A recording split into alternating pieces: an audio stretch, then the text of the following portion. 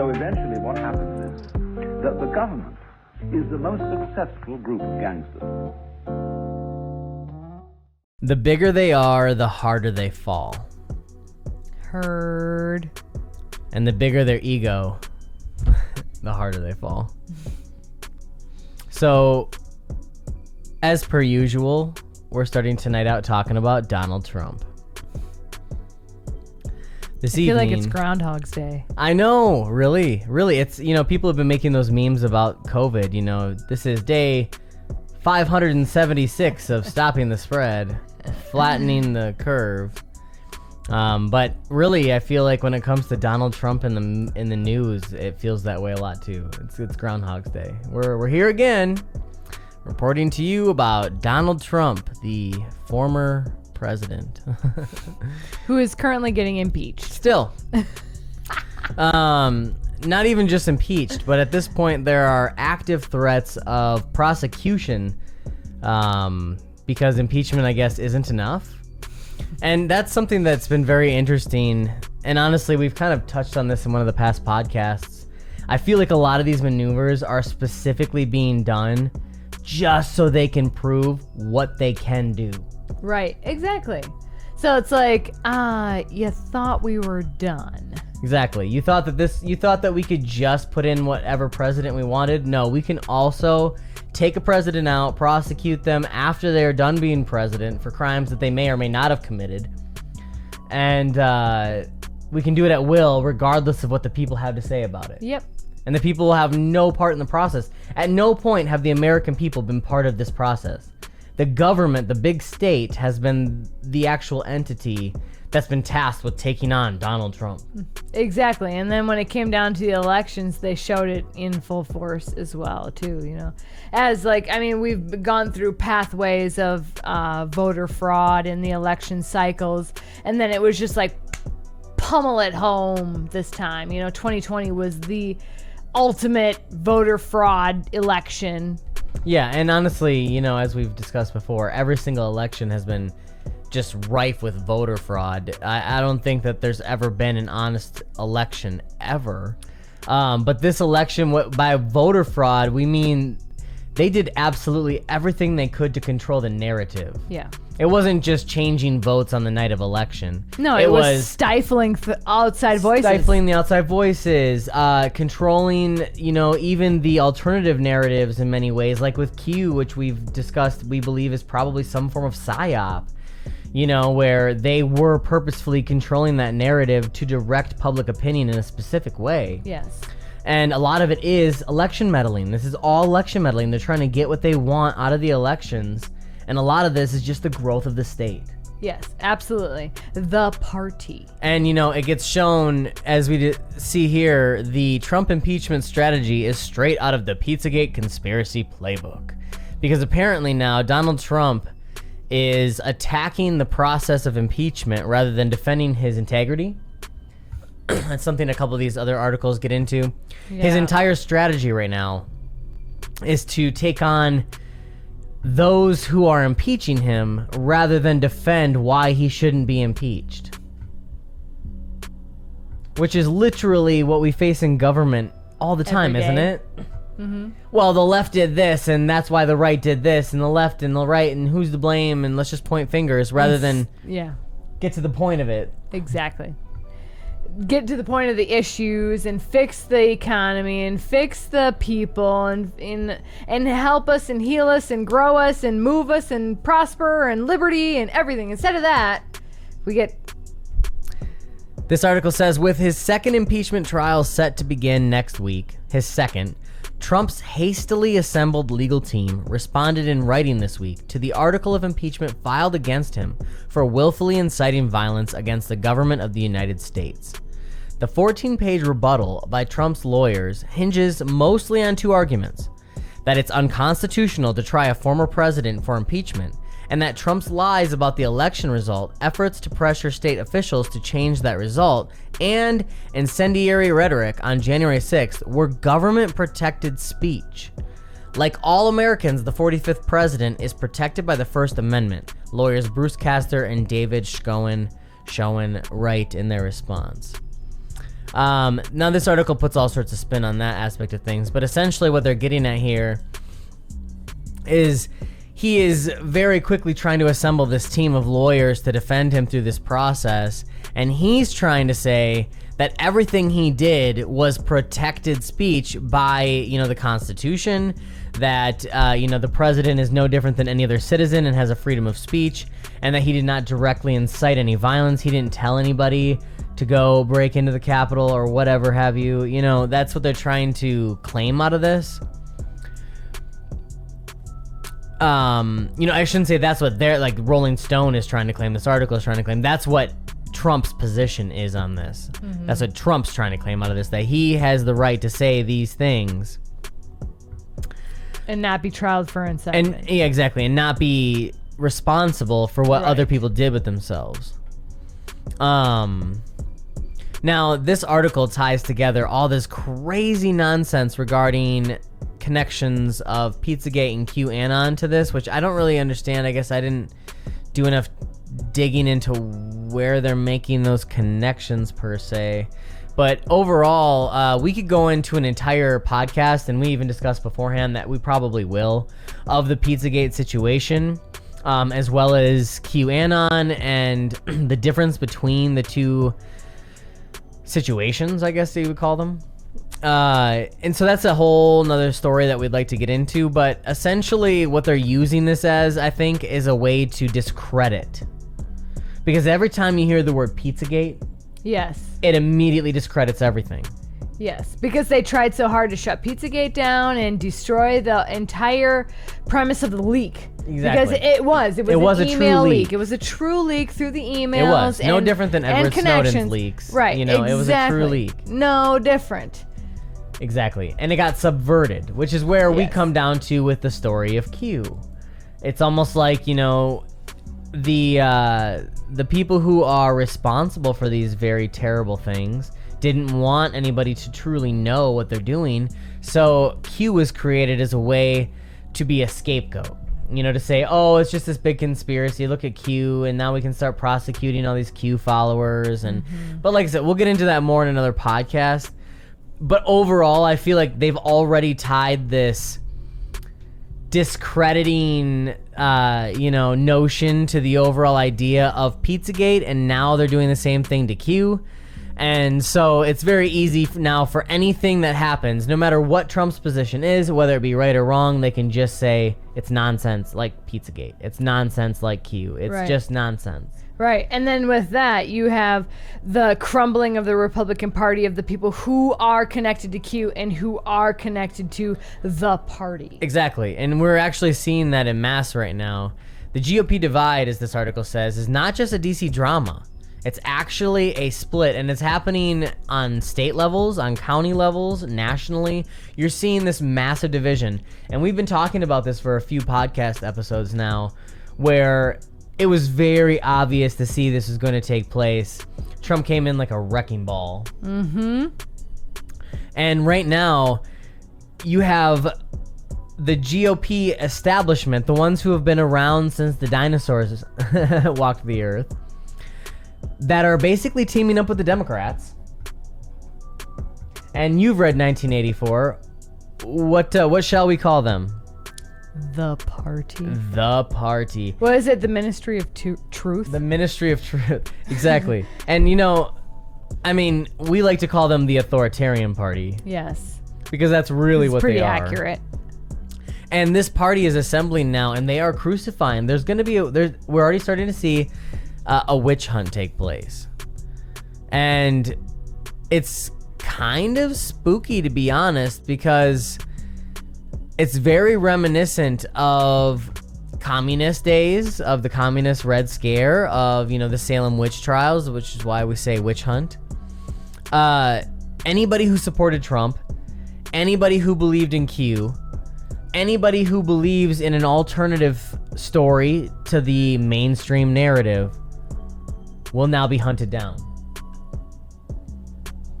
Take them out. Line them up against the wall. Exactly. Arrest every one of them. It is absolutely insane to me that there are now possible charges being brought against people for simply believing in something. Following a page, even. You don't even have to like be divulging yourself into it, but just following and making a comment that can possibly be incitement of violence, you know? It's just hate groups. It's just a very scary world to be moving into. That is not freedom of speech. Freedom of speech is I can say whatever, unless I'm directly saying, hey Bob, go over and stab Susie, and then Bob goes over and stabs Susie. That's incitement of violence. Exactly. But to say, hey guys, come check out this page. Come check out this guy's theory. If we're using the same example, to say, hey Bob, I really don't like Susie. Right. And then Bob goes and stabs Susie. Yes, exactly. That's not my fault. I just don't like Susie, you know? You know, that's kind of where this comes down to. Like, I have the freedom of speech to be able to dislike, disagree, to have difference of beliefs, all these things. And people can agree to that. But I'm not responsible for what they do with that. I'm only responsible for what I do with myself and my words and my actions and everything. You know, the way people take it is not my fault. Exactly. And even everybody's in control of themselves. Exactly. And with the situation with Trump, you know, to kind of bring it back into what we were talking about before,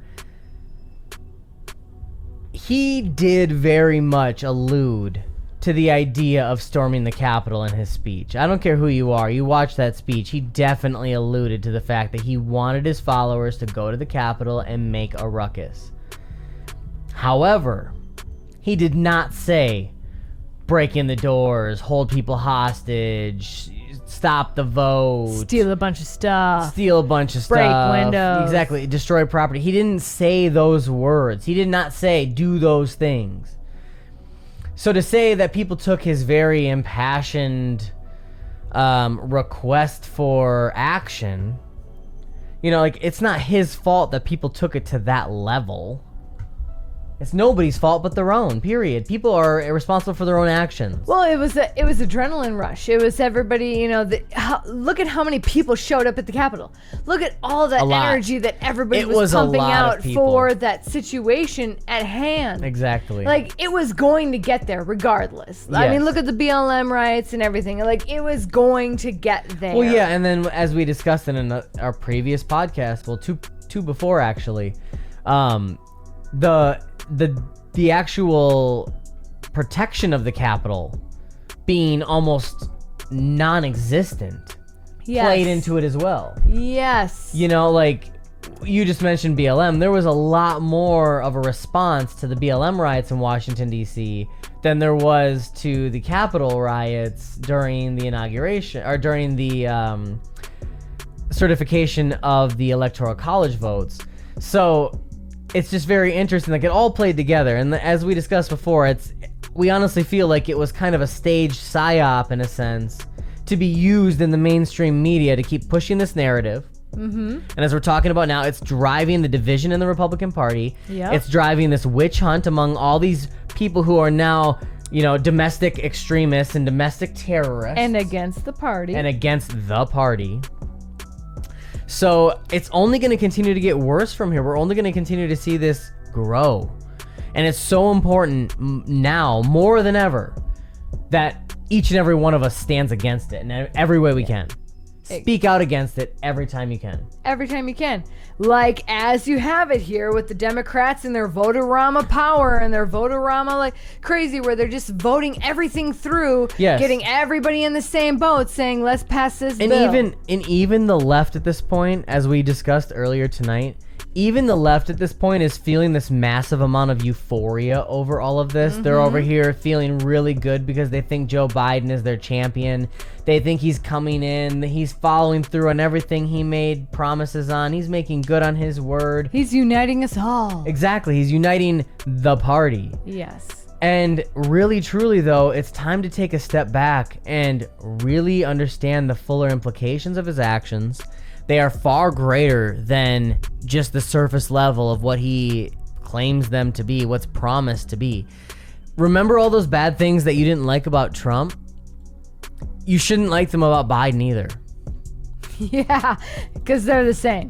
They're exactly the same. It's literally no different. And quite honestly, when does it end? You know, I mean, right now what they're doing is they have control of almost all branches of government at this point. Which is dangerous. Especially the executive branch and the legislative branches, which are where most of the damage can actually be done. And right now, they know that they have that power, and the Republicans that actually are out there and, you know, the other sides of the fence, in a sense, that are out there, they are sidestepping all of it. They are going to force through all of their agenda, whether the Republicans play ball with them or not. And that's why you honestly see a lot of this split, and you see these establishment Republicans jumping on board right away with these Democrats because they know it's either sink or swim. They have to play ball with the Democrats or they will get ousted too, and the witch hunt will be on them. Yep. And then all of their heads will be on the chopping block. Exactly.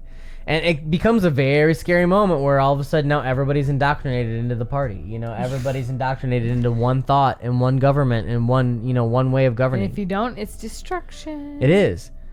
And, you know, right now, with what they're doing with this stimulus is proof of it. So Joe Biden originally proposed a $1.9 trillion COVID stimulus plan. The Republicans came back and, you know, obviously had their own disagreement with some of the measures in it, and there were obviously a lot of terrible things included in this plan, as with all big government plans. But basically now what Democrats are doing is they're going around it anyway, and they are passing these bills in what is being called, as you said, a Voterama. Basically, they're saying we're just going to pass these things through individually on their own, you know, without Republican support in ways that don't require the Republican backing, actually. Well, and this is like, it's not across the aisle of approval.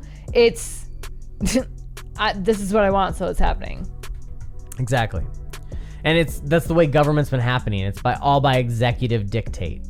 Yeah, because if you don't play ball with me, well, I'll just use my little EO pen. Exactly. Executive order pen. Exactly. This article breaks it down a little bit here. It says, Democrats are starting the budget reconciliation process at the same time that Biden is negotiating with Republicans and Democrats alike on the parameters of his COVID-19 relief package. Republican senators who want to work with Biden have proposed a counteroffer of $600 billion, which is nowhere near what the administration wants. And so I guess it goes on. White House Press Secretary Jen Psaki, I don't know how to say her last name. There's obviously a big gap between $600 billion and $1.9 trillion. Clearly, Biden thinks the package size needs to be closer to what he proposed than smaller. So, with reconciliation as a backdrop, the message to Republicans is you can either negotiate something closer to what we want or we'll pass it anyway on a party line vote. So exactly what you just said. Yeah. And this is only going to continue to escalate because what the big state wants is total control at this point. And I feel like they've grown very hungry for power. They feel like they've become unstoppable. Yep. COVID gave them all sorts of confidence. So much power. And they're going to run with it. Yeah.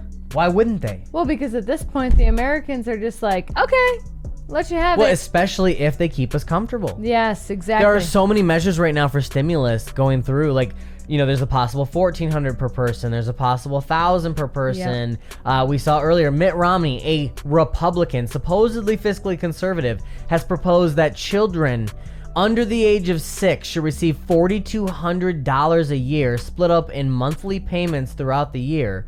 And children over the age of 6 to the age of 17 should receive $3,000 a month.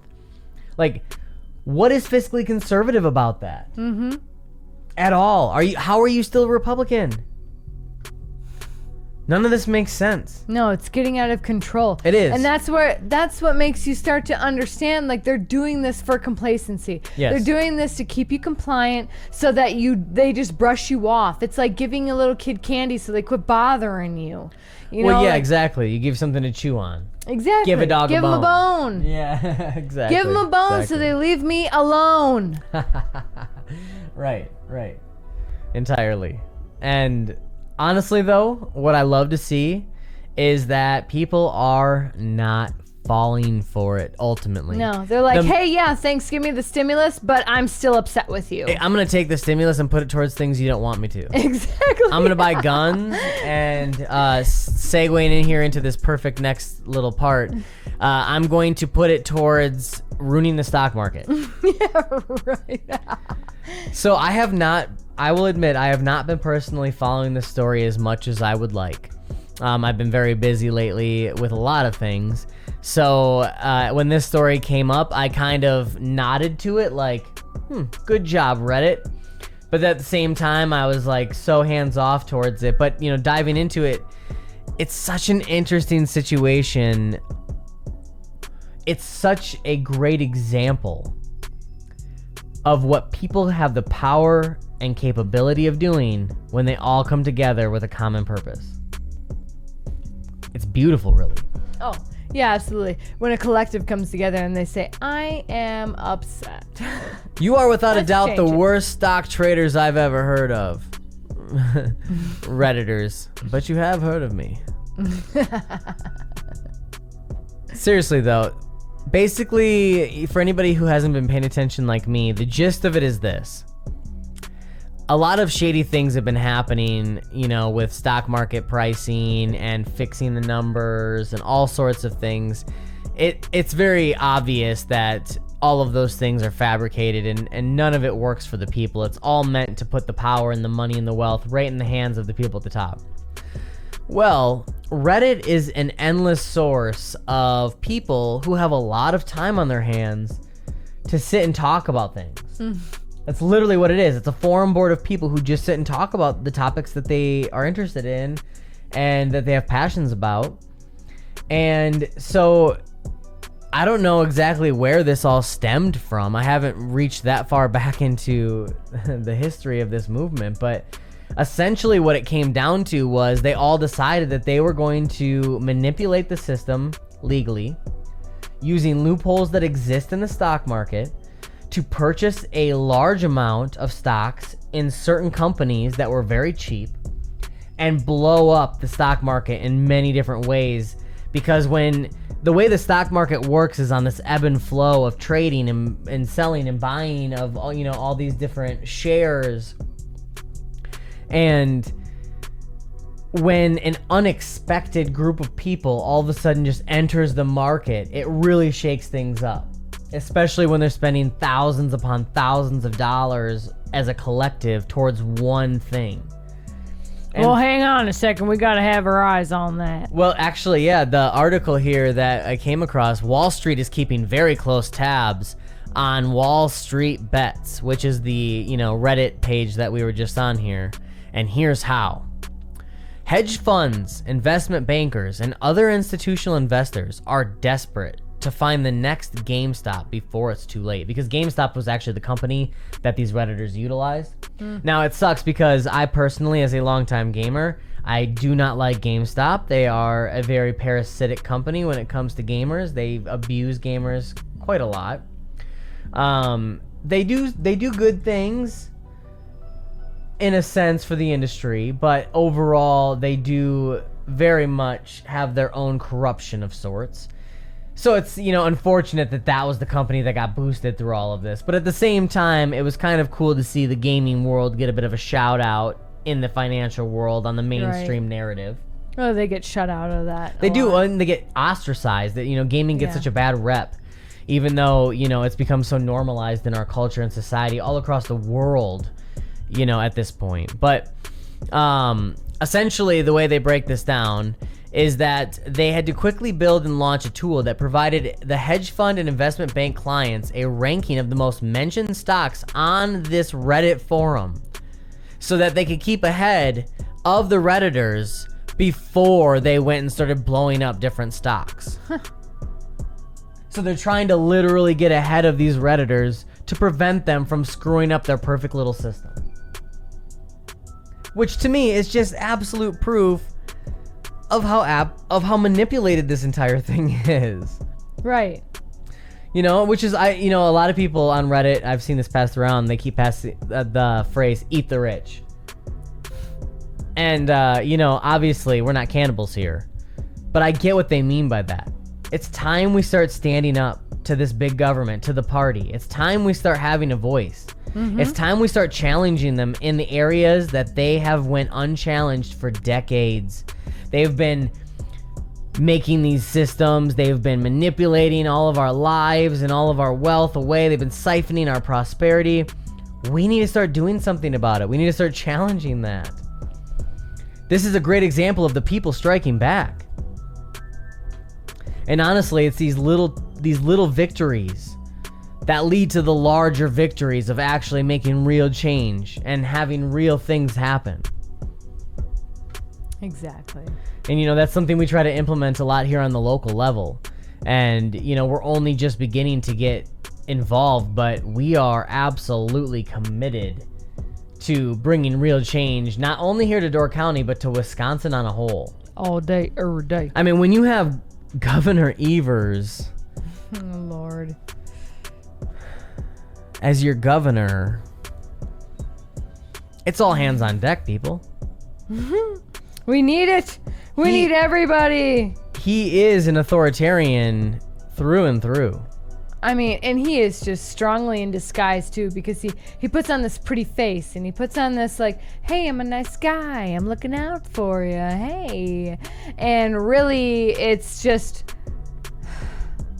cannibalizing everybody who doesn't side with him, who doesn't have the same progressive plan as he's got going on here. Yeah, honestly, he reminds me of Barack Obama in that way. I don't like Governor Evers, and honestly, I know because I see through the veil of politicians, I don't see a lot of the pretty face aspect. I can see why people are manipulated by that, that veil, that facade he creates. Much like Obama, where he came in and he was a silver-tongued person. He could talk really smoothly. He was very gentle in his demeanor, so it made you feel like he was trustworthy. Mm-hmm. And I feel like Evers does that too. He talks very soft. He talks very slow. Exactly. Concisely. Yep. With purpose. Yep. He has a lot of conviction. Mm-hmm. And even though he's selling you absolute poison, you're drinking it down. As a general consumer here in Wisconsin, a lot of people drink that down and they feel very comfortable with it. Yes. For the record, I voted for Phil Anderson. Heck yeah. For the record, I voted this governorship for, I believe, Ayn Rand. I believe is what I wrote in for that one, because there was no Libertarian governor this time around. But you mean last election? Yes. Yes, last election I voted Libertarian. There was a Libertarian here in Wisconsin. Next election, 2022, there will be a Libertarian on the ballot as well for governor. I'll be voting for him as well. So we bring up Tony Evers because right now there's actually this very big bill, this big maneuver that he's trying to make personally as well. And honestly, anybody who's been following Wisconsin state politics might be aware of the fact that there's actually been a showdown taking place here in Wisconsin between the state Republicans and the state Democrats, much like on the national level, but there's been a really heated battle here in the state of Wisconsin between the Democrats and Republicans. Mostly the Republicans are sitting on their hands. Yes. As the Democrats are just kind of running the show. Yes, and when I mean heated battle, I mean like exchanging of words more than actions. Mm-hmm. That's what I guess I mean. And honestly, that's where it really comes down to on the national level too. It's more rhetoric than it is anything else. Exactly. Except for the whole Christmas tree situation in the Capitol building. Oh, anybody who wants a good laugh, look into that.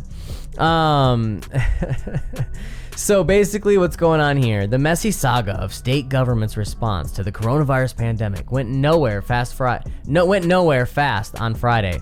as Republican state senators sent a broad COVID-19 bill to Governor Tony Evers, moments before Evers announced he would veto the plan.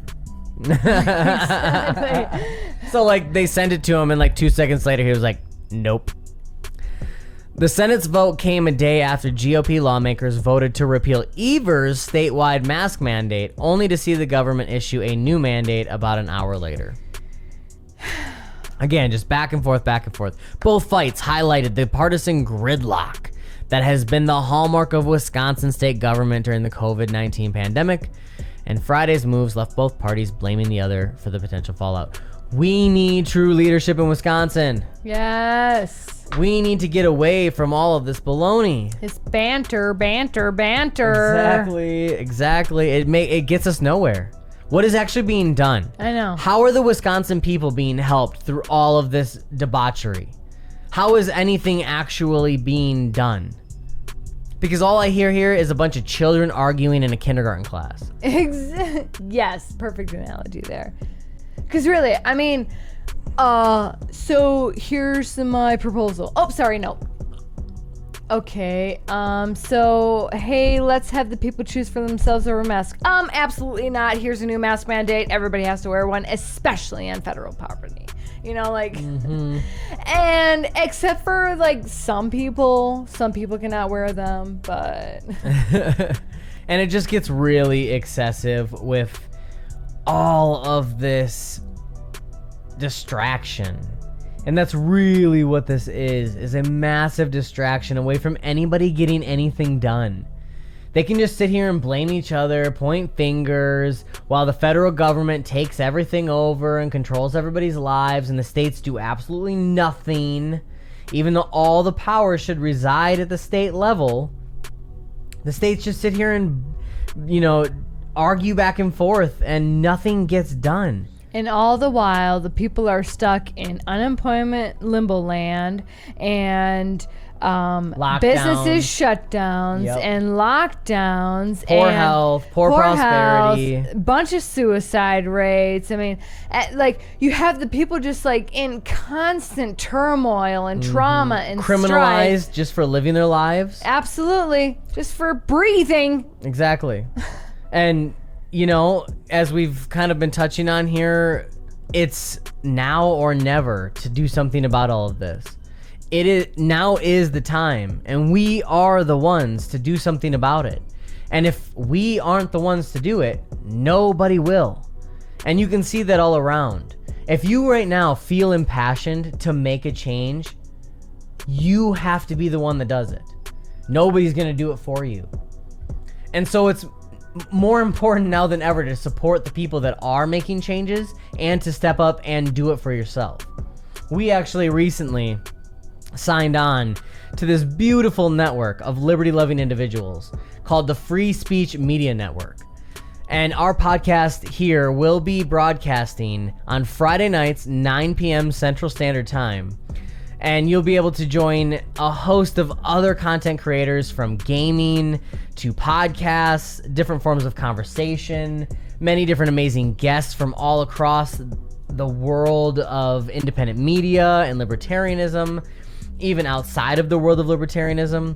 And this content's going to be broadcasting 7 days a week. It's going to be completely free speech oriented, as the name would suggest.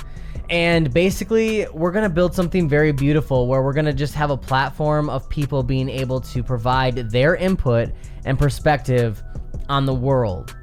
And right now, that's being stifled everywhere. Oh yeah, you're getting shut down on every social media platform in existence. Exactly. Right now. Censorship is rife everywhere, and we're going to stay on any platform we can as long as we possibly can. We're going to be pumping out our podcasts and helping promote all the other programs in this brand new network as much as we possibly can. I'm even going to be working very closely with the person who's running everything to just truly try to build this up so that we can provide an alternative voice against everything we've been discussing.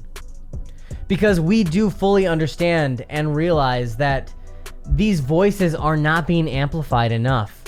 And if we don't help them, nobody will. Well, and along with that, if we don't help them get their voices out, people can't hear them, and other people with the same kind of strife and the same kind of experiences and everything won't know that they're not alone. Exactly. And then it breeds hope. When you segregate everybody, you shut them down, you lock them in their houses, you take them off of the internet, you censor everybody, then you separate the communities. Absolutely. And when you separate and you divide them all, you weaken them and you can take them out one by one. But if those who are in the liberty-minded, free-thinking, let's get our communities together, movement. Stay connected and stay true to that. Go door to door, talk to your people, get people in. Build communities.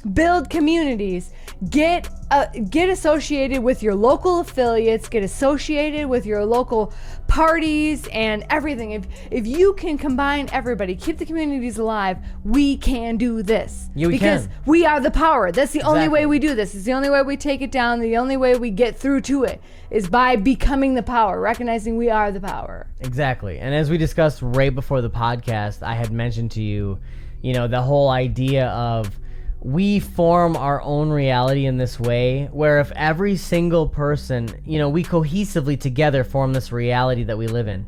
And if every single person decided to walk away from this hierarchy of power and decide, I'm going to live my life for myself, this structure of controlism and this structure of authoritarianism would literally dissolve instantaneously. Yep, wouldn't exist anymore. It would literally not exist.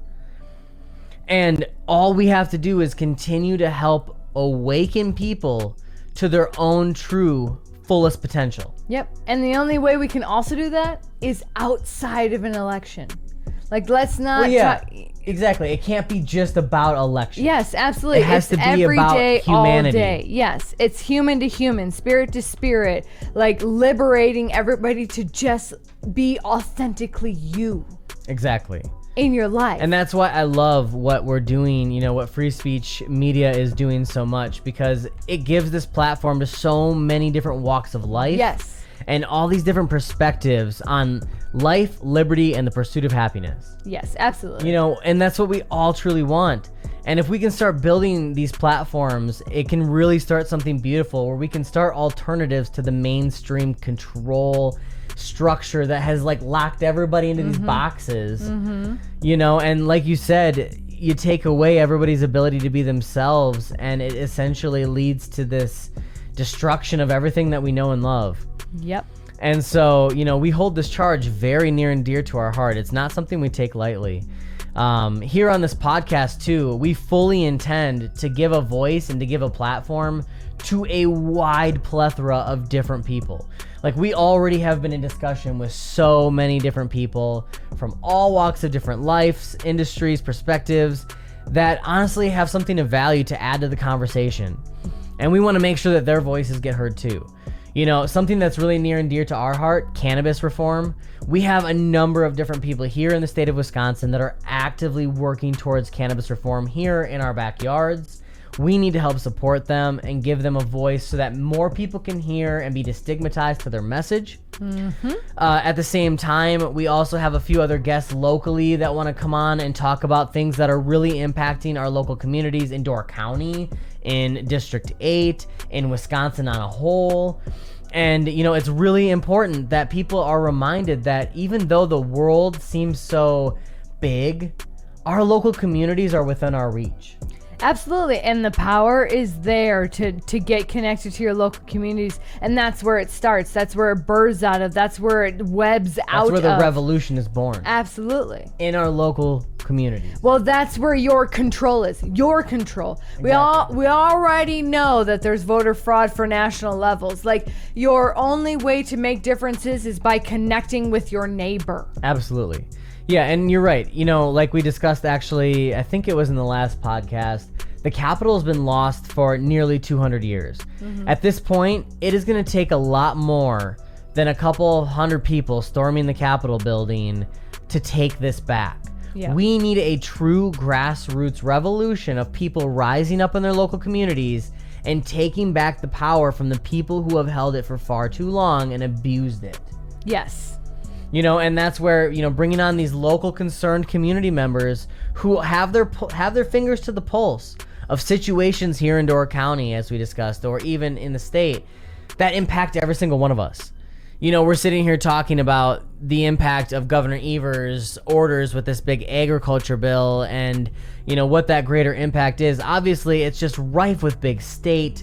Everything they do has favoritism laced into it. They want to control the markets. They don't want a free and open market where the farmers and the producers and the butchers and all those things you just get to negotiate openly and freely. The government always has to have their hands in the pockets. They can get their take while at the same time making regulations that cut out the small guy. Yes. And, you know, we need to be talking to the local community members who are directly impacted by these things, getting their firsthand perspectives and then sharing that with other people so that more people can understand that a pretty politician can stand up on a podium and tell you he's going to save you, but what does the impact mean on the little guy? Yes. What's the trickle down? Exactly. Because sure, it might help one group of people, but it actually disadvantages another group of people in the process. Because government plays favoritism. And always. It takes from one to give to another. Yes. And then I was going to say, and then who's going to help out the little guy? It's just a constant domino effect, honestly, where there's always somebody feeling disadvantaged and always somebody needing a bailout. Yes. And there's never enough to go around because there's no such thing as infinite resources. You know, it's awfully interesting to me that the left is socialist and so abundant and liberal with wanting to give everybody everything, but also environmentally conscious. Right. How do you have both? That's an oxymoron. It's complete. It doesn't make any sense. You have to understand that we live on a finite planet with finite resources. And although technology has come a long way and we can do a lot to stop and slow our imprint on this world, you cannot have a world that gives to everybody every single little need they might ever need, ever, while also protecting the planet and harboring and being good stewards of the land. Like, it's a sacrifice everywhere. You can't. There's a balance that has to be achieved, and the balance is liberty. You have to allow people to thrive where they thrive, fail where they fail, and you can't do anything about it. You can come in as a person, as a human being, and offer assistance, but you cannot control the levers of society to make or break whether that situation plays out. Exactly. Because it'll always leave another group of that part of society disadvantaged, as we just said. So I think it's extremely crucial, and it'll be very amazing, actually, to start giving a voice to a lot of those people.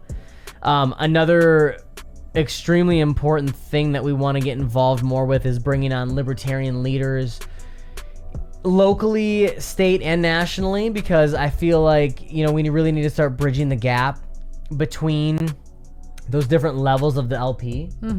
You know, there is a little bit of a disconnect right now between local affiliates and the national level. I would love it if people in the local affiliates felt more comfortable reaching out and getting advice and direction and guidance from some of the leaders in our community that have been doing this for a long time. Right. You know, sometimes when you're just entering, it feels a little daunting. If you want to run for office or start an affiliate, you know, it feels a little daunting. Or just get involved. Exactly, or just get involved. It just feels a little, you know, it gives you anxiety at times as a new member because you don't really always know exactly where to look, who to talk to.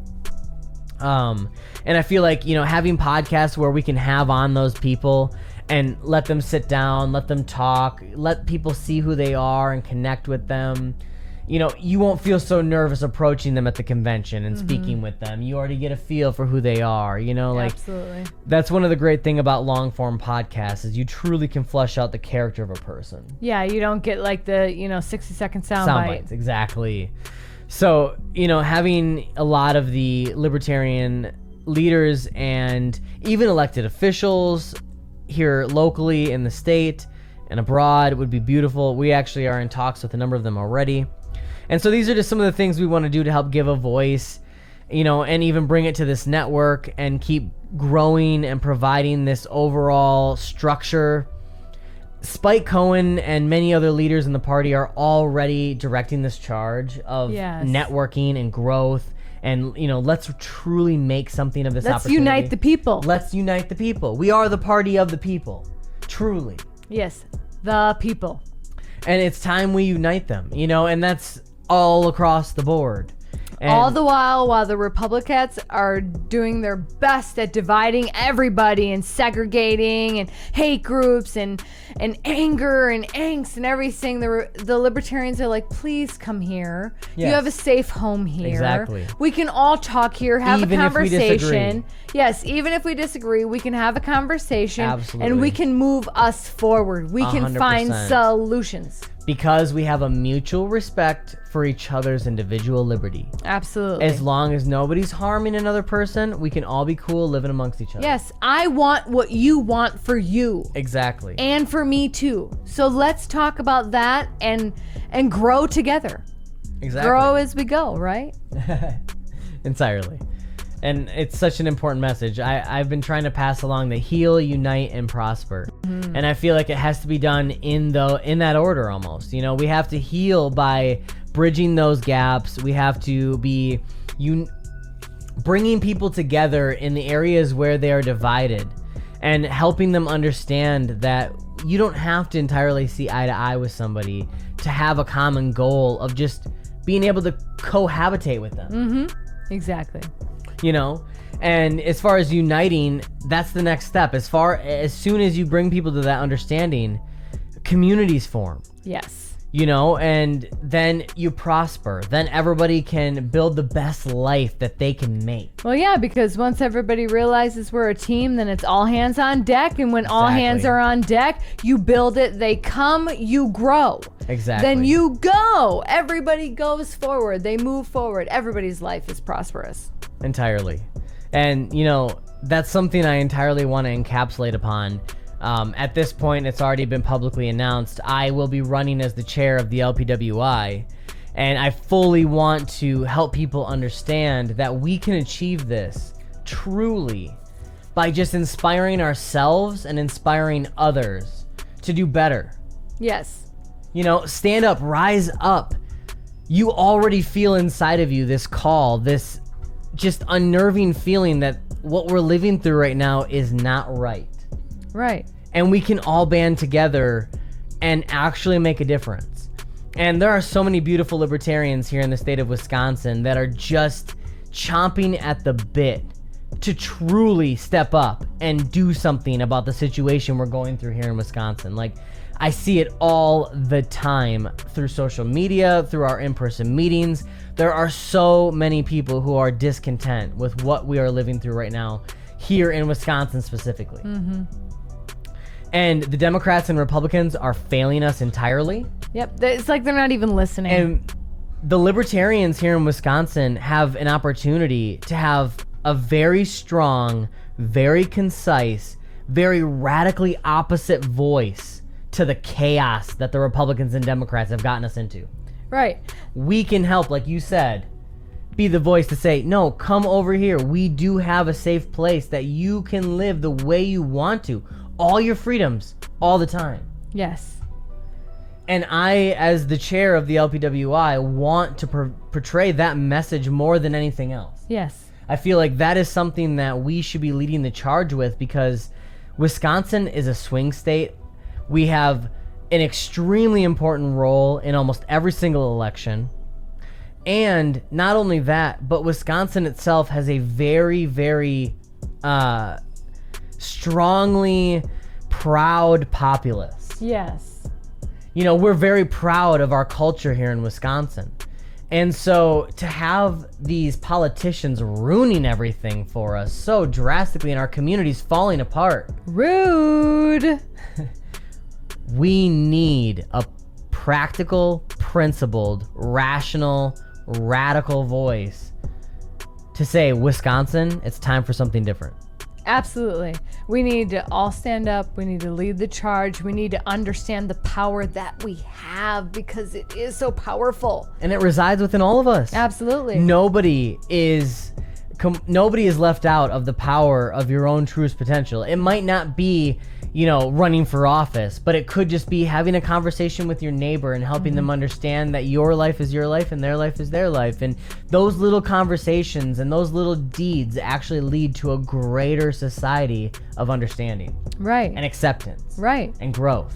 And exactly. And being around people that challenge the way that you think can help not only grow you but it grows them. It does. So like your point of view can challenge the way that they think, which will help grow them in areas they weren't grown before.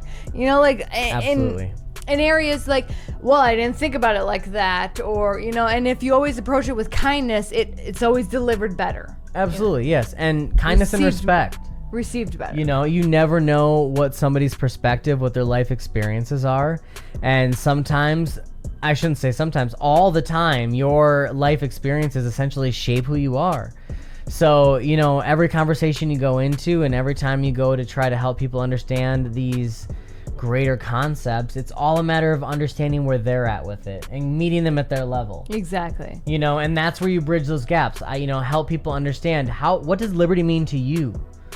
What's most important to you, and why is liberty the actual answer? Right. Because it doesn't always have to be like, hey, did you know that the government was in on 9/11?